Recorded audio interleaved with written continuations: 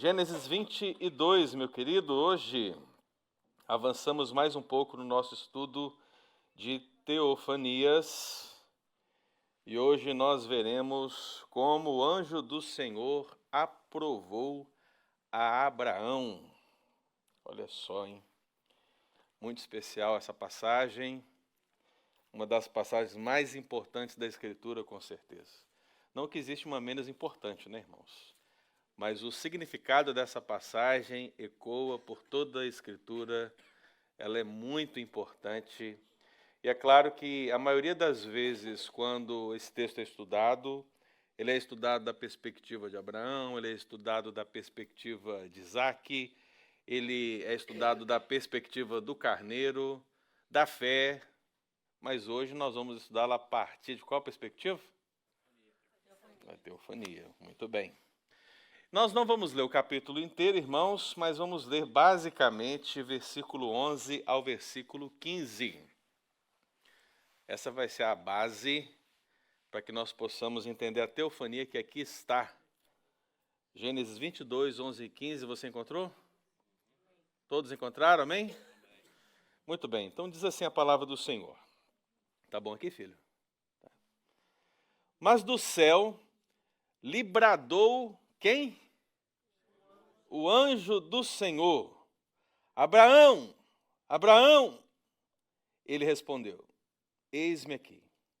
Então lhe disse, não estendas a mão sobre o rapaz e nada lhe faças, pois agora sei que temes a Deus, porquanto não me negaste o filho, o teu único filho. Tendo Abraão erguido os olhos, viu atrás de si um carneiro, preso pelos chifres entre os arbustos. Tomou Abraão o carneiro e ofereceu um holocausto em lugar de seu filho.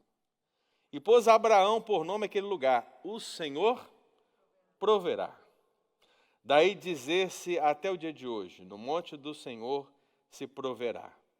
Então do céu bradou pela segunda vez o anjo do Senhor a Abraão. Amém, queridos? Agora eu olhei para a Claudete ali e eu lembrei de uma coisa muito importante. Cadê a Claudete? Não olhei. Foi a Claudete que eu vi, não? Foi Jaqueline, né? É o cabelo loiro, eu confundi, entendeu? É porque você está na posição da Claudete, tá? Claudete não está entre nós. Mas eu não assisti a novela da Record dessa vez, então eu não sei se está certo ou se está errado, ok? Mas eu lembrei, eu tinha que ter visto para saber essa ideia. Então, irmãos, hoje nós temos Gênesis 22, 11 a 15, e temos aqui uma teofania muito importante para mencionarmos. É claro que antes de nós avançarmos, algumas questões são importantes.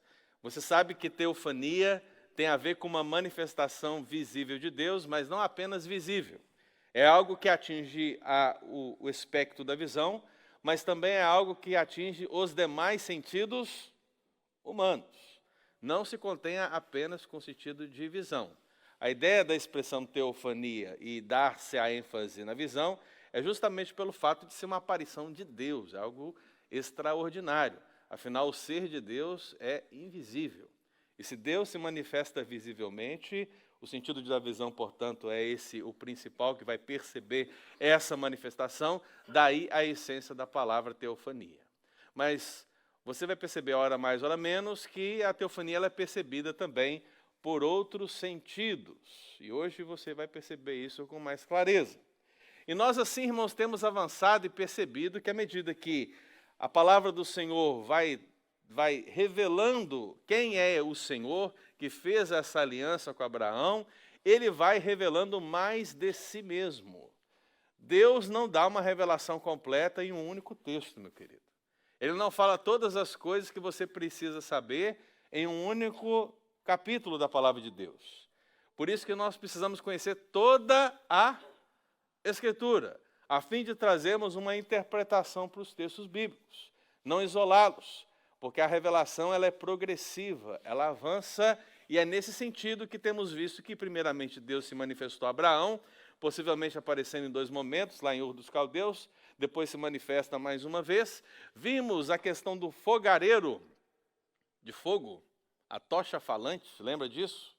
Aqueles animais que foram colocados ali e Deus passa unilateralmente por meio daqueles animais, representando essa aliança que vem da parte dele, onde é plenamente fiel, onde ele jura por si mesmo que se ele não cumprir a sua palavra a Abraão, aconteça com ele o que aconteceu com aqueles animais. Vimos isso. Vimos também que o anjo do Senhor apareceu a Agar, e ela estava no deserto, certamente uma aparição numa figura humana. Ela vê esse anjo aparecer e certamente também vê ele desaparecer, ainda que o texto bíblico não coloque, mas ela tem a percepção clara de que é o Senhor que está falando com ela. Ela sabe disso. E por último, no nosso último estudo bíblico, nós vimos a visita do Senhor com 2 anjos a Abraão. E aí você percebeu que um daqueles homens que ali estivera com Abraão não se trata de um anjo, um simples anjo, mas é o próprio Senhor manifestado diante dos olhos de Abraão de um aspecto extraordinário. Amém? Sabendo que o reverendo Augusto Nicodemos concordou com todas essas coisas, nós avançamos. E aí, meu querido, você precisa entender o quê? Que à medida que Gênesis vai, então, se ampliando, veja que nós começamos a analisar as teofanias do capítulo 12, já estamos no capítulo 22, elas vão progredindo, em todo Gênesis, pelo menos 10 você vai encontrar, até esse grande momento que aqui nós estamos. E eu acho que de 100 mensagens que você ouviu em Gênesis 22, você vai ler simplesmente assim: Deus provou Abraão. Não é verdade? Assim como o texto da sarça que o Cacheta lembrou no nosso primeiro estudo, né? Deus apareceu a Moisés, correto? Mas se você olhar o texto, a sua resposta não está errada, ninguém está errando nisso aí, mas no sentido literal do texto, quem falou e quem apareceu na sarça foi quem? Foi o anjo do Senhor. E quem foi que bradou do céu para Abraão? O anjo do Senhor. Então, olha só que interessante. Nós precisamos entender quem é o anjo do Senhor. Mas antes disso, vamos contextualizar. Sim. A teofania seria através da voz e do cordeiro? Espera eu chegar no texto que eu vou te explicar. Beleza? Vamos contextualizar primeiro, né? Porque nós terminamos aonde? Qual foi o nosso último estudo? Gênesis o quê? 19, gente. Gênesis 19. Veja que depois que o Senhor aparece a Abraão e os 2 anjos vão para qual cidade mesmo? Sodoma e Gomorra. Destrói a cidade? Destrói a cidade, cumprem o propósito do Senhor. Nós vemos que algo acontece. 18? Muito bem. Algo acontece. Abraão, pela segunda vez, mente sobre Sara. Você vê que o pai da fé, ele é um pecador, não é verdade? Também. Veja, ele é o pai da fé. Nesse texto que nós vamos meditar hoje, ele manifestou uma fé incrível em uma prova dificílima, talvez única na história. Ele exerce essa fé, mas Abraão é pecador. E pela segunda vez ele mente diante de Abimeleque. Ele fala que Sara é sua meia-irmã. É claro, é uma meia mentira, todos nós sabemos, mas ele mentiu. Mas o que é interessante nessa questão, pastor? O que é interessante nós sabemos é que, de certa maneira, uma teofania aconteceu aqui. Nós não temos muitas informações sobre ela, mas devemos registrar. Porque a palavra do Senhor diz que Abimeleque recebeu uma visita de quem? Do Senhor. Através de quê? De um sonho. Em que momento? À noite. E Deus literalmente falou com Abimeleque. Veja que Abimeleque não tem compromisso com Deus. Ele não está dentro da aliança de Abraão. Mas em vários momentos na Torá, você vai encontrar Deus aparecendo para pessoas alheias à aliança por meio de sonhos, para manifestar a sua vontade. Então veja que a teofania aconteceu no sonho, porque Deus diz que Deus veio. Veio no sonho de Abimeleque e falou com ele que ele deveria simplesmente deixar Sara ir. E por que deveria deixar Sara ir? Porque Sara era esposa de Abraão. Então, para que a maldição do Senhor não viesse sobre ele e sobre sua família, o Senhor o avisou, porque viu que ele não tinha culpa, porque ele não sabia a verdade acerca de Sara. Mas fica registrado aqui, meu irmão. Então você vê que depois da aparição a Abraão, Deus visita Abimeleque em sonhos. Uma segunda coisa acontece. 25 anos depois da saída de Ur dos Caldeus, 25 anos, gente, já passou. Olha só, 25 anos já passou desde que Deus encontrou pela primeira vez a Abrão. E nós sabemos que, recentemente, quando Deus visitou Abraão e disse, daqui 1 ano eu o quê? Voltarei, vos visitarei e Sara dará à luz um filho. O que acontece? Então, 25 anos, desde a primeira promessa, por que eu estou enfatizando 25 anos? Porque a primeira vez que Deus prometeu um descendente para Abraão foi 25 anos atrás. Agora, a última promessa é 1 ano atrás. Mas o Deus que disse 25 anos atrás e o Deus que disse agora 1 ano atrás, ele cumpriu a sua palavra. E o que diz o texto? Que o Senhor visitou a Sara e cumpriu a sua promessa, dando-lhe um filho. Gênesis 21. Então, aqui provavelmente, irmãos, provavelmente temos uma outra teofania, mas o texto não diz como o Senhor visitou Sara. Essa expressão visitar, ela dá a ideia de vir ao socorro. E aí, quando você entende o contexto, você sabe que Sara está muito velha, Abraão está muito velho, você sabe de todas as provas que esse casal tem superado para viver essa promessa do Senhor. E veja que o Senhor vem ao seu socorro. Ela quer ter um filho, Abraão quer ver essa promessa se concluir, o Senhor a visita.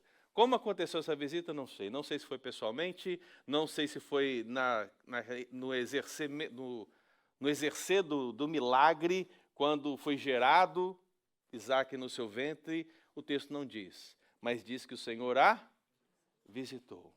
Então, provavelmente, aqui também temos uma outra teofania.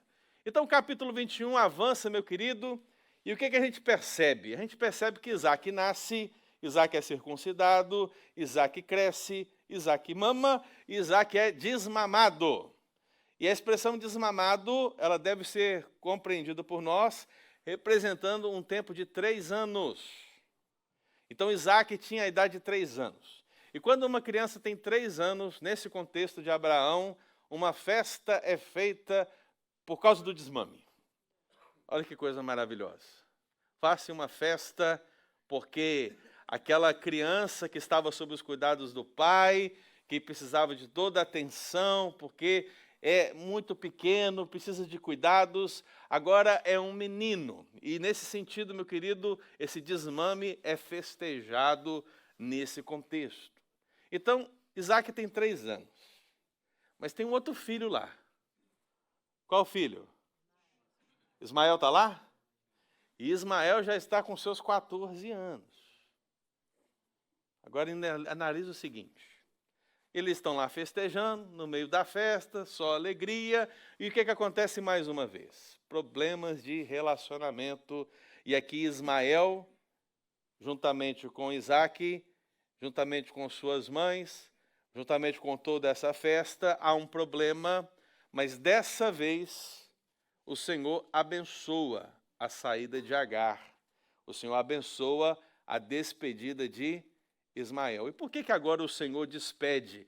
Faz com que Abraão tenha tranquilidade em despedir. Porque agora o filho da promessa está presente, chegou.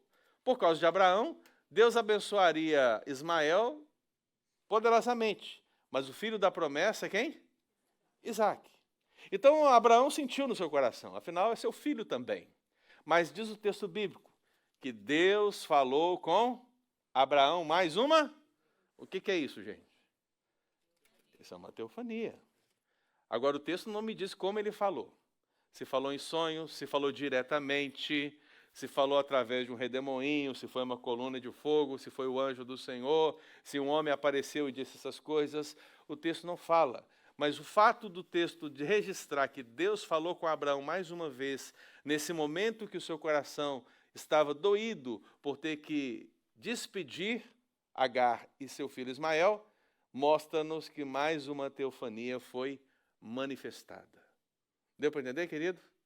E aqui tem algo importante que eu quero que você olhe comigo.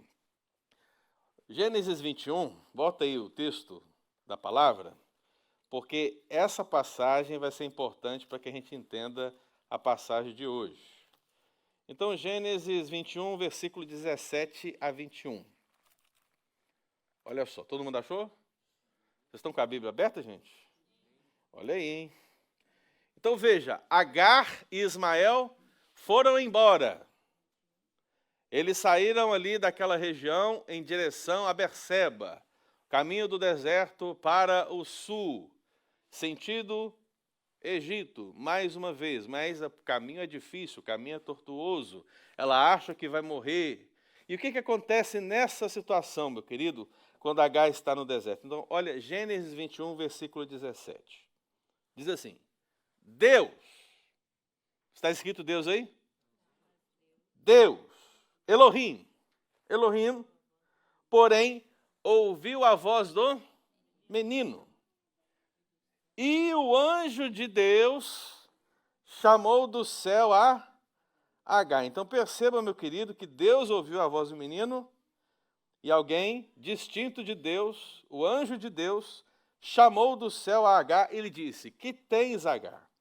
Não temas, porque Deus ouviu a voz do menino da onde estás. Então, isso aqui é interessante, meu querido, que aí você percebe que o anjo do Senhor, ele também é conhecido como o anjo de Deus. E como eu já disse no estudo anterior, ele também é conhecido como o anjo da aliança. Então, tem mais um ainda que eu vou falar hoje, que é só anjo, não anjão. Apesar que poderia ser, né? Mas não. Se anjão for um distintivo dos outros anjos, pode ser. Mas veja, o anjo do Senhor até agora, o que nós já podemos perceber nesses estudos é que o anjo do Senhor também é chamado anjo de, que também é chamado de, e que também é chamado de, mas aí você percebe que eu coloquei como? Com letra maiúscula. Mas sua Bíblia não tem isso, né, irmão? Não, claro que ela tem, mas eu digo que o texto hebraico não tem isso. Como é que você vai identificar que esse anjo não é com letra minúscula, é com letra maiúscula, porque ele diz respeito à divindade? Então, olha o texto. Deus, porém, ouviu a voz do menino e o anjo de Deus chamou do céu. Então, você tem duas pessoas aqui no céu. Quem são as duas pessoas que estão no céu? Deus e o anjo. Então, Deus ouviu a voz do menino. E aí diz o versículo 18. Erga-te. Quem está falando, gente? O anjo. Erga-te, levanta o rapaz, segura-o pela mão, porque eu farei dele um grande povo. Pô, que anjo que pode dar uma promessa como essa, irmão? Tem algum anjo? Você já viu Gabriel falando algo similar? Você já viu Miguel falando algo similar? Você já viu Emanuel falando algo similar? Não, Emanuel eu já vi falar. Eu já vi falar. Porque o Emanuel é quem? E quem que é o Deus conosco nesse caso, querido? Aplica, Jesus. Eu peguei, né? Você achando que é o anjo Emanuel? Não, gente, eu estou falando Emanuel. Emanuel é um outro nome do Messias, Deus conosco. Mas veja, quem é que pode dar essa promessa, ou quem já deu essa promessa no contexto que nós lemos até aqui? Deus. Quando Deus apareceu a Abraão em Gênesis 12, quando Deus apareceu diante dele na sua casa, todas as vezes que Deus reforçou a aliança com Abraão, ele disse exatamente a mesma coisa. Mas ora é Deus, ora é o anjo do Senhor, ora é Elohim, ora é Yahvé, ora é o anjo. Eles são diferentes, mas eles têm a mesma autoridade divina. Captou? Captou a essência? Eles têm a mesma autoridade divina. Eu vou deixar um dever de casa para vocês. Procurem os anjos na Bíblia, procurem as falas dos anjos, você vai perceber que as falas dos anjos nunca são autoritativas nesse nível. Elas sempre são subordinativas à pessoa de Deus. Elas sempre são ditas como um conservo nosso, nunca como alguém que tem autoridade divina para determinar que as coisas venham à existência. Porque se um anjo fala com essa autoridade, ele só pode ser o anjo do Senhor. Então diz o texto, eu farei dele um grande povo. Abrindo-lhe Deus os olhos, viu ela um poço d'água, indo a ele, encheu a água, o odre, e deu a beber ao rapaz. E aí diz o versículo 20, né? Deus estava com o rapaz que cresceu, habitou no deserto e se tornou flecheiro. Habitou no deserto de Parã e sua mãe o casou com uma mulher da terra do Egito. Então, meu querido, esse contexto de Agar no deserto é muito importante para nós compreendermos a teofania seguinte, a teofania do capítulo 22. Por quê? Porque sabemos que Abraão, ele está sendo provado, é interessante porque aqui, no contexto, você tem uma mãe e um filho no deserto. Mas no capítulo 22, você tem um pai e um filho no monte. Correto? Quem é que intervém com a mãe e o filho no deserto? O anjo de Deus. E quem é que intervém no monte Moriá? O anjo do Senhor. De maneira que, meu querido, aqui, só pelo contexto próximo, você vai associar que aquele que cuida de Ismael é o que cuida de Isaac. Aquele que cuida de Agar é aquele que cuida de Abraão. Eles são o mesmo. Então veja, meu querido, agora no capítulo 22. Volta lá comigo. Agora no 11:15. E aí vamos ver de novo. Olha só. Mas do céu lhe bradou quem? Veja, onde foi que Agar ouviu a voz, né? Não se fala, mas certamente do mesmo contexto celestial. Ela apenas ouve uma voz. Deus ouviu a voz do menino e ela apenas ouve uma voz do anjo de Deus. A mesma coisa acontece aqui. Mas do céu lhe bradou o anjo do Senhor. E aí quando se diz Abraão, Abraão, aqui nós temos o quê? Uma urgência. A repetição da ideia de urgência. Sabe quando alguma coisa vai acontecer e você dá um grito para que não aconteça? A Bíblia ela vai enfatizar essa urgência repetindo as palavras.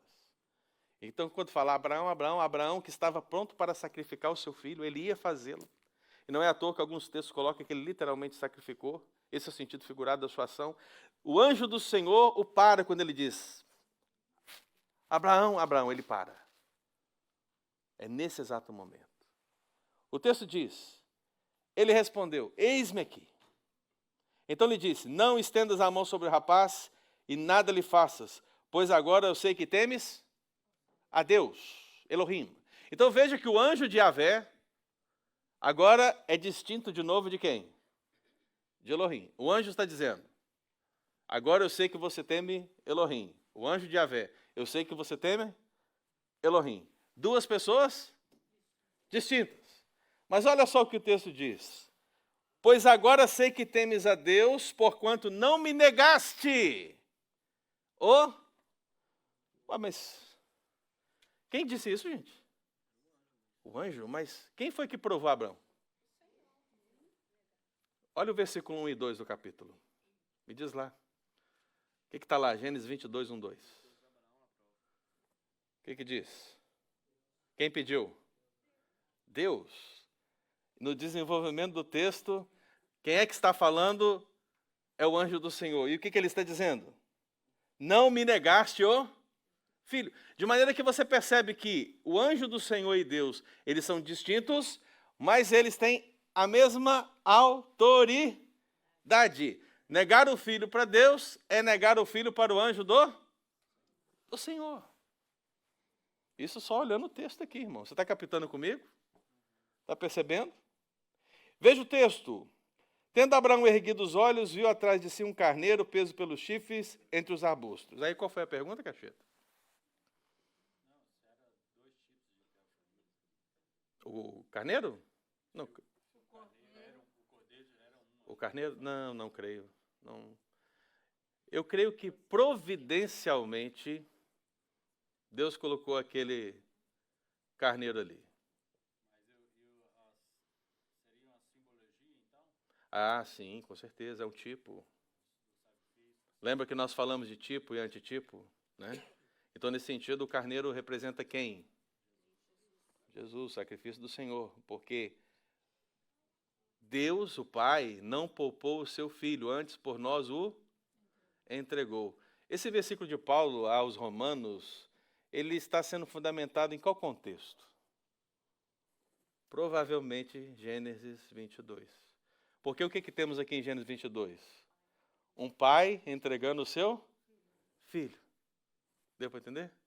Então, na linguagem paulina, a igreja, ó, Deus não poupou o seu filho. Ele antes por nós o entregou. Então, quem é Isaac, irmãos? Isaac sou eu, Isaac é você.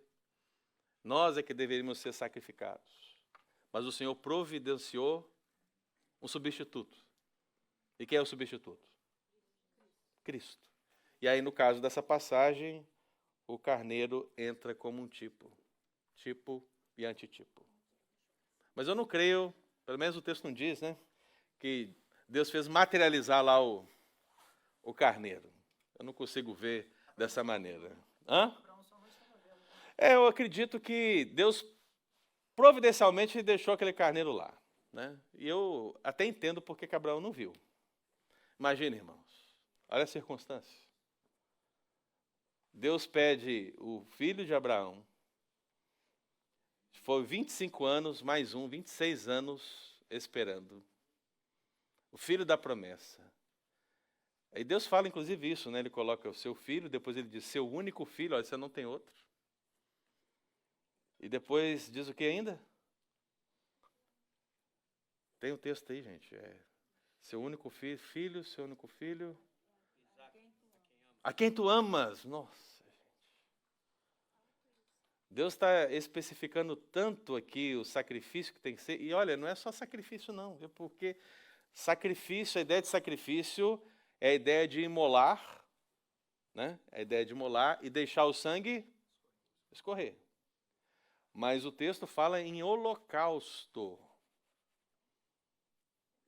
Você sabe o que é holocausto? Queimar. Então, além de ter o sangue jorrando, Abraão deveria queimar o seu filho, o seu único filho, a quem ele ama.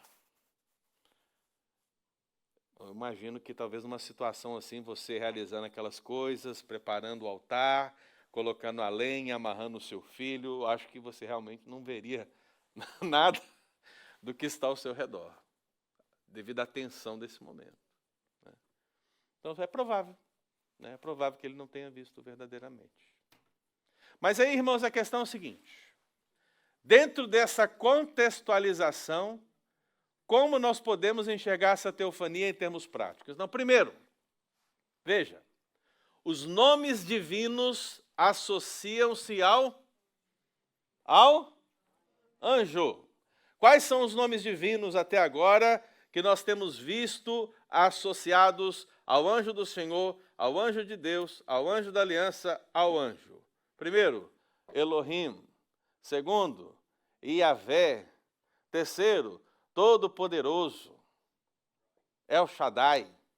Agora você tem um quarto, né? O Senhor proverá. Jeová Jirê.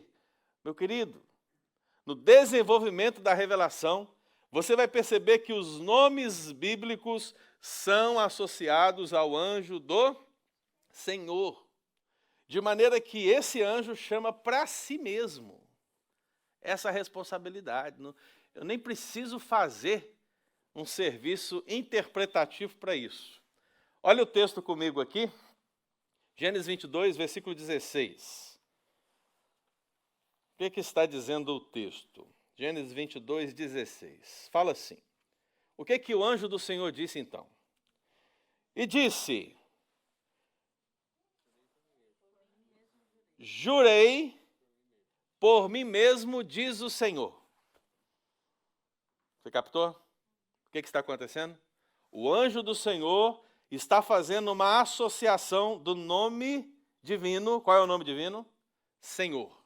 Yahvé, o nome do Deus do pacto. Ele está associando o nome do Deus do pacto a ele mesmo. E agora está associando o juramento também.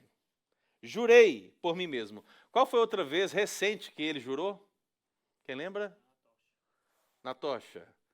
Quando ele passou no meio dos animais. Ali também foi um juramento. Você percebe, irmão, que é a mesma pessoa? Você está captando que é a mesma pessoa? Jurei por mim mesmo, diz o Senhor, porquanto fizeste isso e não me negaste. Mais uma vez, né? Lembra que o versículo 1 diz que quem foi que pediu o sacrifício? Deus. A palavra Deus é a palavra Elohim, Elohim, né?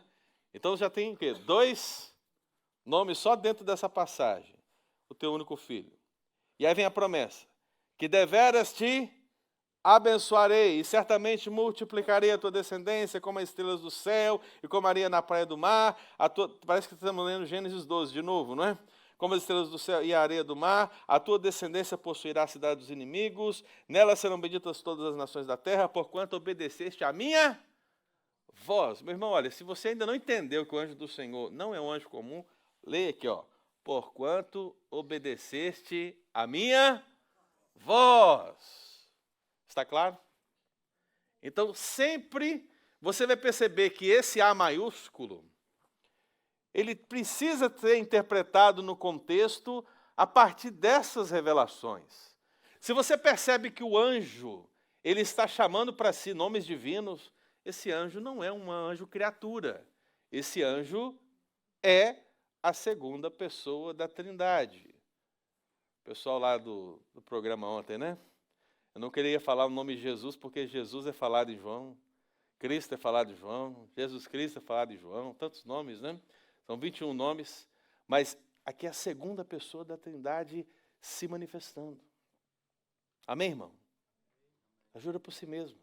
É Deus, trazendo novamente as promessas dadas a Abraão. Segundo, sim. Nesse texto revela uma coisa interessante, porque existem pessoas que às vezes querem fazer a distinção. Claro, a gente viu, o próprio Jesus falou que o filho ele não é maior do que o pai. Uhum. Mas às vezes tem pessoas que fazem essa distinção de uma forma tão brusca que eles acham que Jesus ele não pode estar no mesmo lugar de Deus, sendo que ele é um com Deus. Uhum, claro. Por exemplo, o texto está claro aí, porque ele, o verso 15, né, que você falou, o anjo do Senhor falou e depois ele fala que é o próprio Yahvé falando. Uhum. Quer dizer, a associação do pai e do filho é a mesma coisa. Claro. Então, Se eu fizer a pergunta para você, Cristo é Yahvé? Sim. O Pai é Yahvé? Sim. O Espírito é Yahvé? Sim. Cristo é Elohim? Sim. O Pai é Elohim? Sim. Deus é um, né? Que subsiste em 3 pessoas. E é interessante, porque essa revelação das 3 pessoas, não tem a palavra trindade lá na Bíblia, né? Mas você percebe que só o desenvolvimento até aqui de Gênesis já deveria te dar a trindade posta, né? Você nem precisa de muito esforço até Gênesis 22, porque você tem aqui a figura do anjo do Senhor, já totalmente distinta da figura de Deus, e você tem lá no princípio de Gênesis o quê? Quando Deus criou o céu e a terra, o que está lá? O Espírito de Deus movia sobre as águas. Eu sei que você gosta de correr para aqueles plural de majestade e tal, mas busque mais fundamentos no todo da Bíblia, meu irmão, né? Olha só como é que até aqui a gente já pode ver que Deus, ele subsiste em 3 pessoas. Então, nomes divinos associam-se ao anjo. Segundo, a prova, quem deu a prova, gente? A prova é dada por Deus e pelo anjo. Então, meu querido, não está errado se você disser, como eu estou afirmando nessa noite, né? O anjo do Senhor prova e aprova Abraão. E não está errado você dizer que Deus prova e aprova Abraão. O grande desafio para nós, no estudo bíblico que temos feito aqui na terça-feira, é fazermos a teologia bíblica, é nós entendermos como essas coisas funcionam dentro da revelação bíblica. Você ter o fundamento a fim de definir essas questões facilmente à medida que você lê as Escrituras. Então, se você lê Gênesis 22, você vai perceber que Deus está provando e você vai perceber que com a mesma autoridade o anjo também está provando. Deus e o anjo estão também aprovando Abraão, porque ele não negou o seu filho, o seu único filho, a quem ele ama. Amém? Então, para que você possa perceber essa realidade, olhem a tabela. Olhem a tabela. Tabela na tela. Vamos lá, olha lá. Uma progressão revelatória do anjo do Senhor até agora. Até agora, hein? Então você vê que, e aí eu estou usando só onde apareceu a expressão, tá bom, meu querido? Então você vê que em Gênesis 16, ele apareceu no deserto e falou diretamente com Agar. Em Gênesis 21, ele chamou do céu a Agar e falou com ela diretamente. Em Gênesis 22, ele bradou do céu a Abraão, falando-lhe diretamente.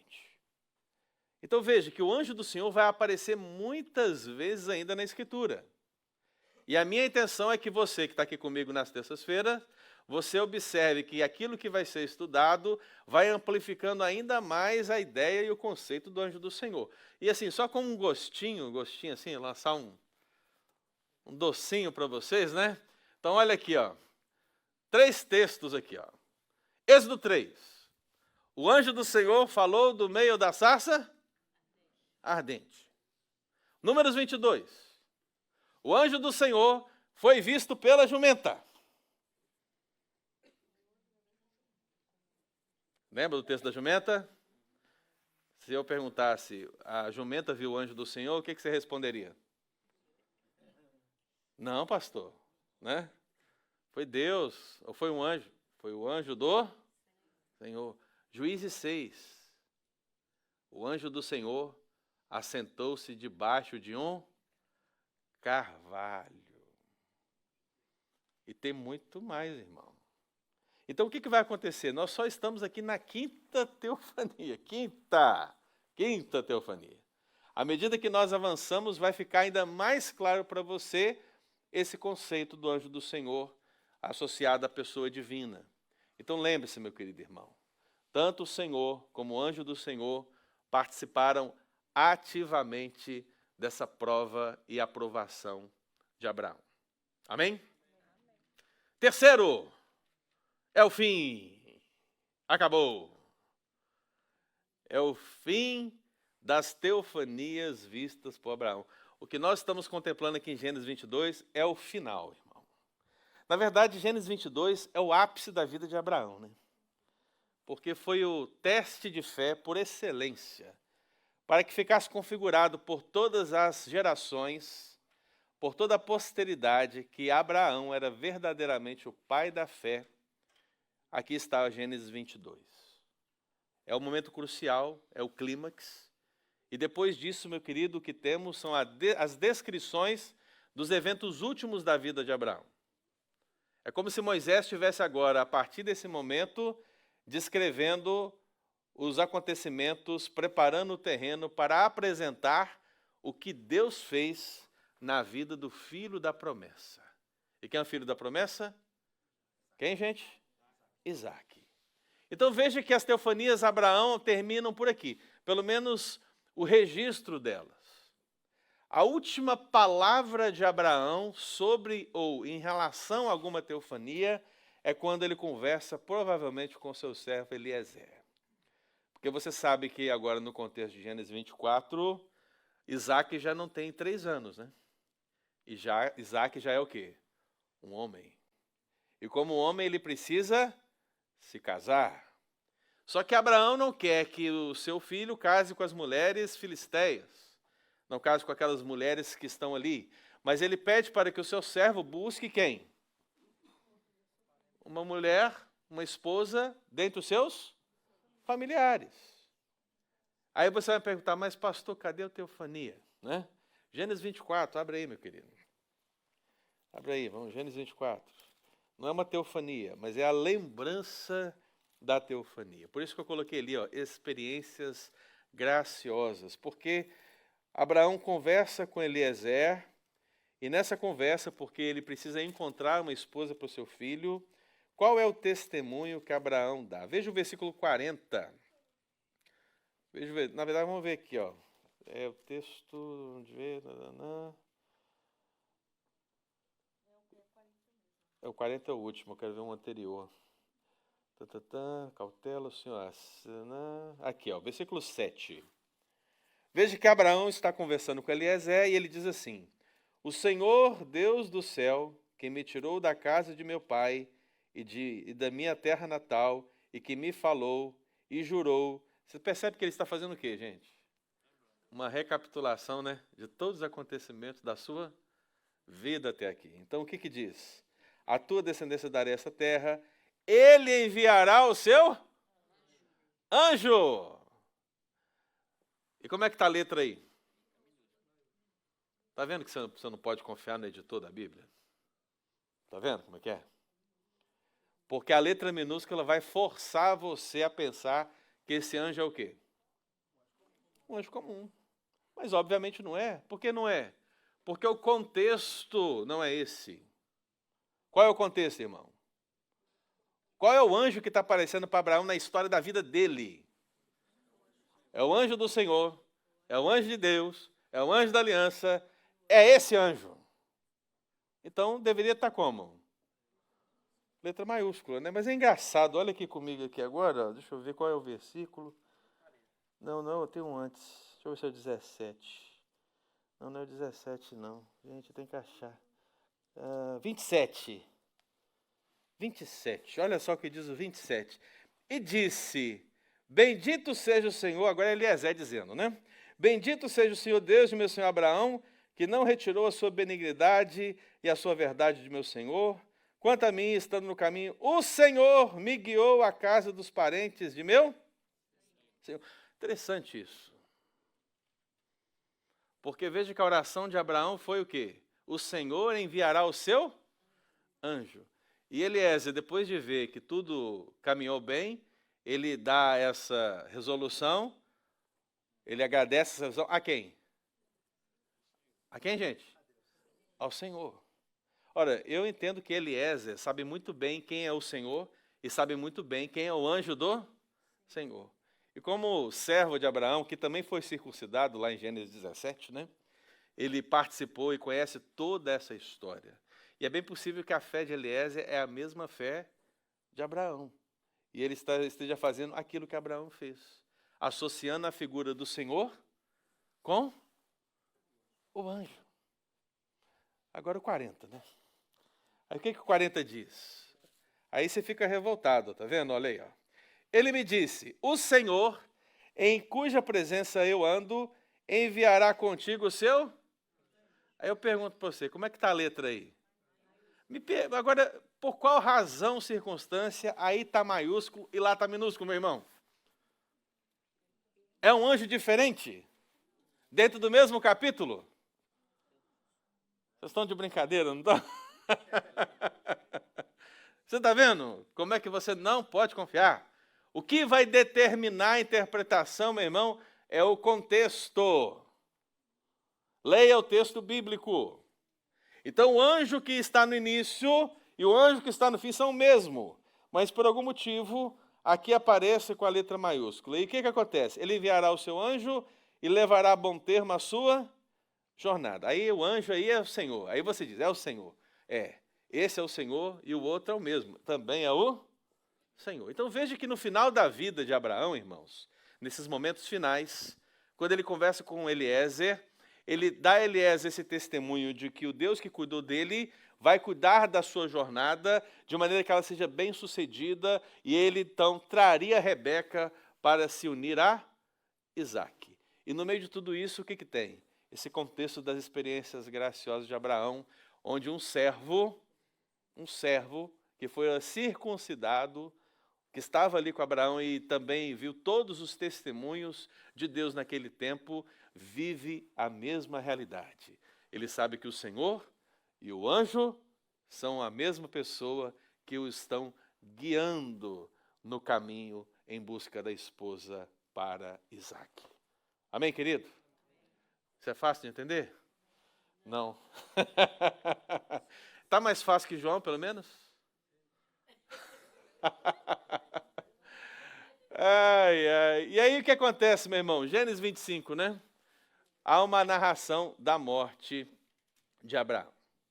Então, para a gente fechar a aplicação, você vai me perguntar, pastor, mas o que nós podemos então trazer ao nosso coração depois de tudo isso? Vamos ler bem forte juntos? Vamos lá? Em virtude, devemos reconhecer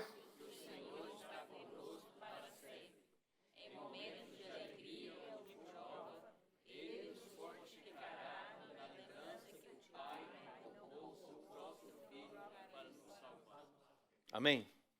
Nós não podemos perder de vista isso, meu querido.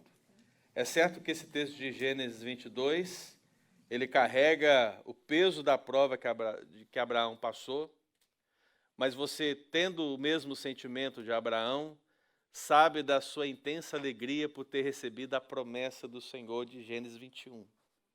Então, num misto de alegria e de prova, o Senhor está conosco, irmão. É preciso que nós lembremos, se tudo vai bem ou se tudo vai mal, o Senhor está conosco. O Senhor cumprirá a aliança que Ele estabeleceu com Abraão. E naquilo que está tipificado nessa prova, meu querido, o que temos ao nosso coração é justamente isso. O Pai não poupou seu próprio Filho para nos salvar. O Pai não poupou seu próprio Filho para que as promessas dadas a Abraão se estendessem a uma posteridade muito maior do que a nação de Israel. Mas sim, gentes de todas as nações, de todas as tribos, de todos os lugares, em todos os tempos, Deus está chamando na pessoa do seu Filho. É por isso, meu querido, que nós temos que manifestar a fé graciosa que recebemos pelo Espírito Santo. Crendo que aquele Deus que fez tudo isso na vida de Abraão, aquele que era, é e será para todo sempre. O Deus que cuidou de Abraão é o Deus que cuida de mim e de você, meu querido. É o Deus que cuidará de nós, porque Ele estabeleceu uma aliança por meio do Senhor Jesus. Então não desista, não esmoreça. Ser provado, meu querido irmão, com Cristo, avance. Se estiver alegre com Cristo, celebre, mas sempre, meu querido irmão, aprendamos a viver contentes em toda e qualquer situação. Amém? Eli. Às vezes é comum a pessoa, um novo convertido, ele ficar em dúvidas, por exemplo, com respeito à salvação em Cristo Jesus, Uhum. e às vezes ter dúvidas às vezes, né? Você vê, Deus, ele foi fiel no que ele falou com Abraão que ele ia cumprir, Uhum. e agora que já cumpriu tudo com Abraão, há uma promessa para cada cristão, para cada salvo em Cristo Jesus, Uhum. de que o Senhor começou uma obra e ele vai terminar. Sim. E aí?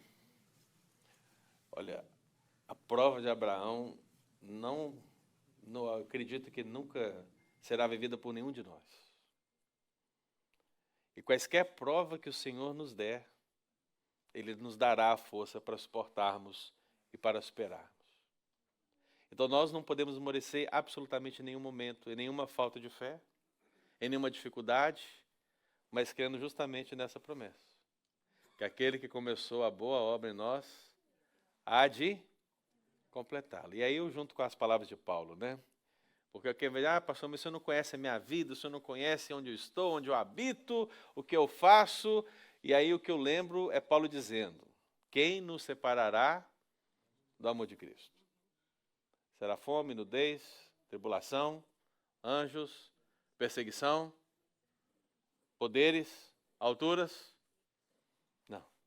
Nada poderá nos separar do amor de Deus. O que você faz com essa informação, irmão? Você toma posse dessa bênção aí, viu? Linguajar bem pentecostal, toma posse, meu irmão. E viva, creia. Porque foi assim com Abraão. Lembra que Abraão, caminhando com o seu filho Isaque, olha, foi 3 dias de caminhada, né? 3 dias de caminhada nessa tensão. Mas quando Abraão vai subir o monte, o que ele diz para os seus servos? Esperem aqui, eu e o rapaz subiremos, adoraremos e o quê? Voltaremos. Né? O autor de Hebreus vai dar-nos a interpretação, né, dessa passagem, é justamente isso. Abraão cria que Deus, ele não quebraria a sua promessa, irmão.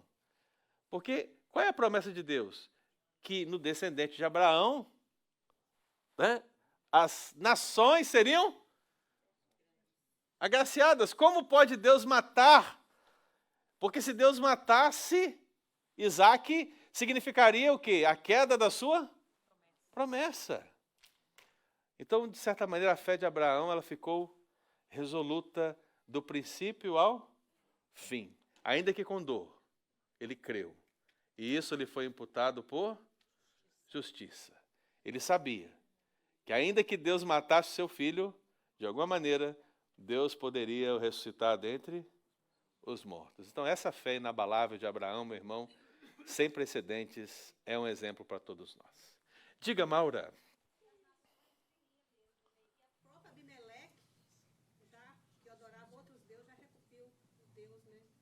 Sim. Pediu para o próprio Abraão interceder por ele.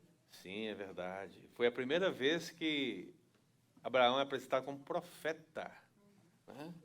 Na Bíblia também, né? A primeira aparição de um profeta, é verdade. Mais alguém? O nosso tempo acabou então, irmãos. Vamos orar, vamos ficar de pé. Lembrando que a nossa próxima teofania... Como é que é a nossa próxima teofania? Sim, agora vamos recomeçar, né? Porque a primeira teofania foi: o Senhor se manifesta a Abrão. Agora a próxima teofania é: o Senhor se manifesta a Isaque. Olha só, porque mais futuramente você vai entender que ele é o Deus de Abraão, de Isaque e de Jacó, né? Então agora a gente vai ver a história teofânica com Isaque. Vamos orar.